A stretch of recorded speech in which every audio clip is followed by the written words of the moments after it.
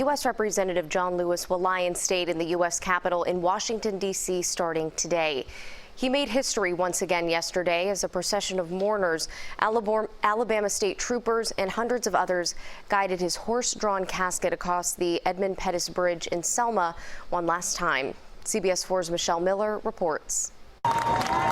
Applause and cheers broke out as a horse-drawn carriage brought John Lewis's casket over the Edmund Pettus Bridge for a final crossing. Lewis, an advocate for nonviolent protest, returned to the bridge annually, sometimes with U.S. presidents, to remind the world that the search for racial justice is not finished. Today, when you walk arm in arm across this bridge, no one would beat us. In March 1965, it was on this bridge, named after a Confederate Army general and Ku Klux Klan leader, that Lewis suffered a concussion and fractured skull at the hands of state troopers and others. But Lewis came out of that conflict more determined than ever to make change. On this crossing, members of Lewis's family wore T-shirts saying, "Good trouble." The phrase guided the congressman and those he mentored throughout his decades-long career on Capitol Hill and his years at the forefront of the civil rights movement. He's laid out the blueprint for us to pick up the baton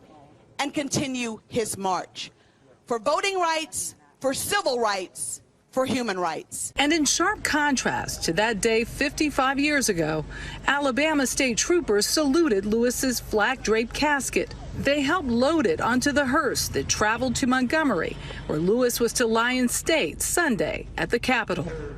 Michelle Miller, CBS News, Selma, Alabama.